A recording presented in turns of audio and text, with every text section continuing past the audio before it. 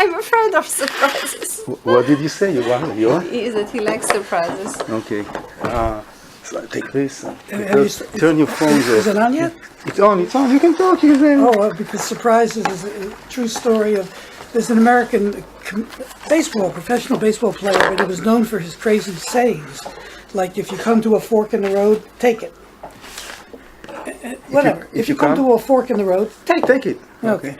So he was being interviewed on TV, and they said, Yogi, his name was Yogi Berra. The interviewer said, Yogi, what's the latest in your stories? Because, it's been a while since we've heard anything. Well, he says, actually, last week, my wife said to me, Yogi, you were born in the Midwest, you played baseball, you played for the New York Yankees, and now you're living in New Jersey. Where would you like to be buried? He says, surprise me. But he's the guy that says it ain't over. It ain't over until over. It's the guy. Yeah, okay. I even mentioned it in one of my books. Yeah, it says it ain't over until it's all over. Okay, being buried, I'm also, I don't mind to be surprised, but before I don't want. Okay.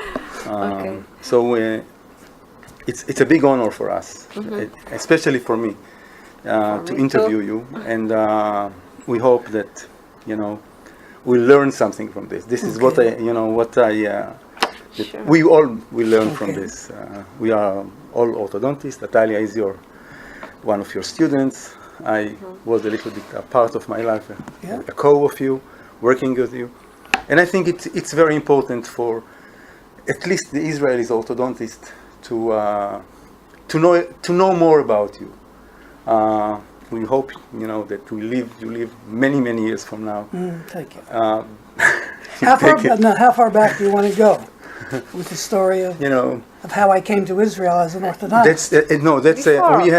We want you to say some words about familiar words. Family wise, just a few words. When you were born, where, and just some things that background. Yeah, well, born in the city of brotherly love, Philadelphia. Brotherly? Yeah, that's its definition. Really? Yeah, in Greek or whatever. Yeah. Okay. And as a matter of fact, my first granddaughter was born in the same hospital in Philadelphia. So, go back to Philadelphia, a long way. My dream was to be a high school history teacher.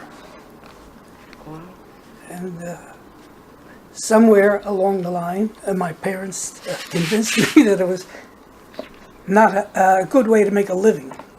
And although they had lived through a period of depression where a teacher was one of the best paid people, their salaries were stable, and in the depression there was an honor, besides the honor of being a teacher, there was financial security. But gradually, and today it's the worst it's been. In fact, it's why they have trouble finding people to teach, because the salaries and the payments reimbursements are so low compared to what can be made in private practice. But somewhere along the line, I was introduced to orthodontics by my cousin, Michael Milton. Mickey was his nickname, Milton Asbell, who was a dental historian and also an orthodontist, one of the early graduates from Penn. At the time, Penn and NYU were probably two of the worst programs in the country, but he wasn't too aware of that until at one point when he influenced me, because I would follow him around and see his patients and what he was doing with his labiolingual technique and the things he could do with a soldering iron. And he said, when you finish dental school, go into orthodontics, and you and I will open a series of offices all throughout New Jersey. That's what Milton said? Yeah, Milton Asbell. He already had 3 offices. He said, well, when I come back, we'll have 10 offices all over New Jersey. Well, the problem is that I went to Illinois. When I came back, he said, we have nothing to talk about, because I came from the West Point of orthodontic programs, and he had gone to a slum school, basically. Where? It was Penn. You went to Philadelphia. Penn at that time was old labiolingual techniques. It was 30, 40 years behind times. Really was in bad shape.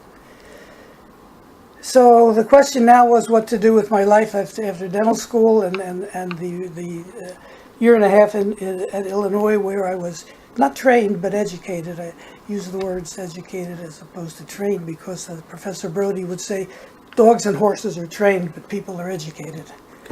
Let's go back to the history of date of birth, family-wise. Well, Thanksgiving birthday, because in those days Thanksgiving was the 25th of November before Roosevelt or somebody changed it to the last Thursday in November. Yeah. So November 25th, 1930, which was the year that Edward Angle died. Coincidence. Yeah. Angle died in 1930, I was born in 1930.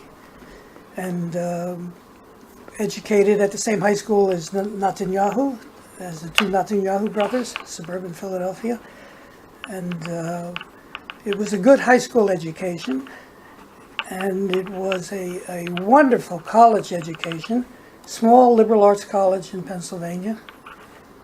And from there, without ever even applying for dental school, because the relationship between the Dean of Men at Franklin and Marshall College and University of Pennsylvania were so friendly that a phone call was all that was needed for my acceptance. I never carved wax, I never took exams. And so I joined Penn with 159 classmates, 2 women, 158 men, 2 women, and didn't like dental school very much, to be honest.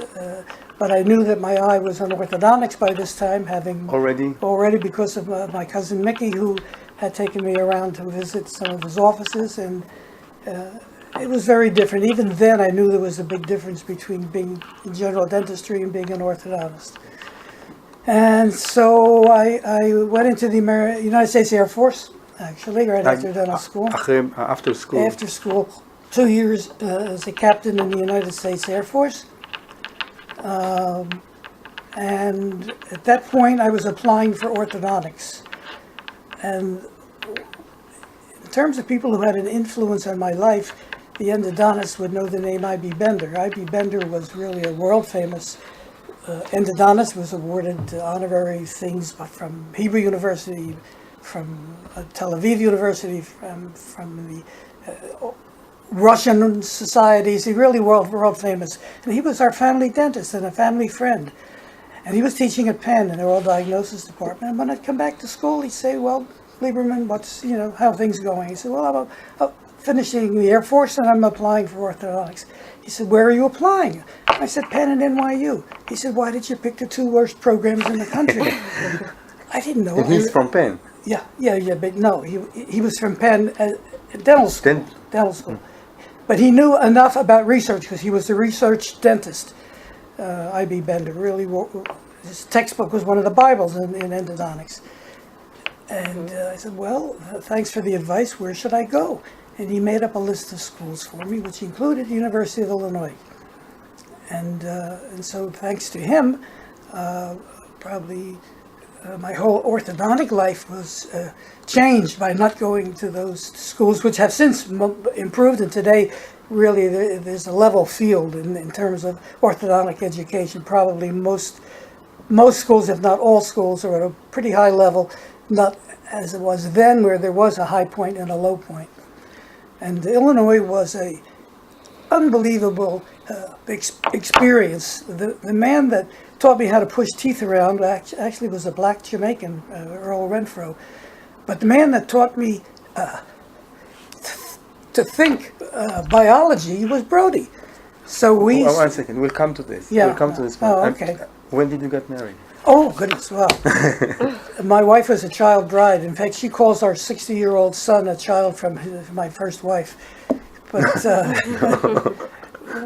I got married at age 24. My wife was 21. And she had just finished Bryn Mawr College. And I was a junior dental student. We finished out dental school living together, and husband and wife, and from there into the United States Army. And when did you have children? We had children very early on, and you were 25 as a father? I was a father at 25. Yeah. 3 children. Went to dental school with 1 child. went into the Army with 2, and after I opened my office after finishing orthodontics, our 3rd child was born, and so of those 3 children, 2 are now living in Israel, as well as 6 grandchildren here, and 1 son in Boston, who has always lived near interesting orthodontists. If you walked out his front door in Waban, Boston, outside of Boston, if you turned to the left, you came to Peck and Peck. If you turned to the right, you came to Setlin's office. So, before that, he lived in Brookline in the same office as Henry Goldman. So he's always had an interesting connection in terms of his address. None of my family followed me into the profession. I have one daughter who's a microbiologist. She's in vitro fertilization. And, in Israel? Yeah, she's doing IVF? She's in Afula, in the hospital in Afula.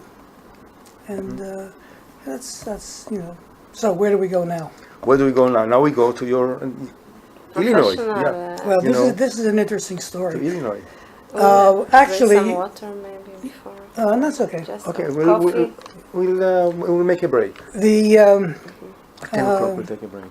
I started due to a interesting meeting in Atlantic City, New Jersey, as a young orthodontist. I went to. No, I'm speaking about the school. I want to know about the school. School in Illinois before. The school in Illinois. Yeah, Well, you started to speak about Brody. Well, that's. Let's go back to Brody. That's a story unto itself.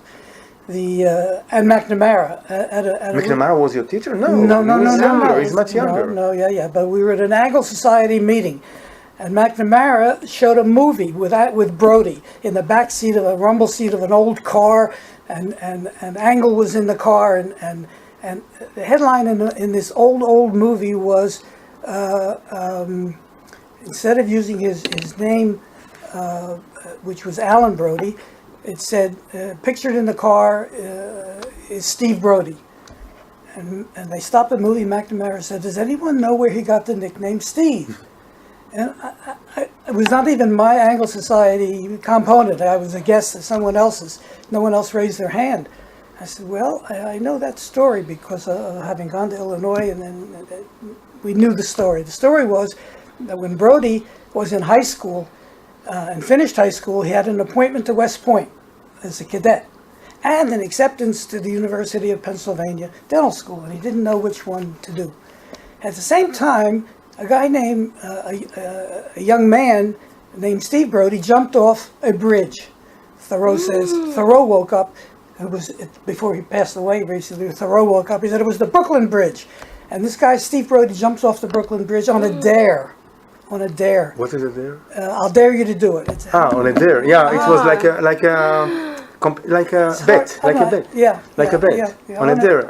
I will do it. You're right, I will do it. And he jumped off and he survived. Now, somehow that influenced Brody to take a chance and go to Penn Dental School instead of it being a cadet. And that's how he got the name Steve. Okay, and of course he was Angle's favorite, and Angle wanted him to take over the school in Pasadena when he finished in 1926.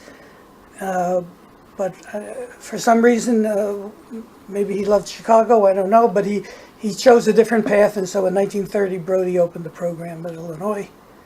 It's the year you were born, and it's the year that Angle died. Yes, and it's the year that Brody opened the program at Illinois. Yeah. Okay. And he taught for 37 years and produced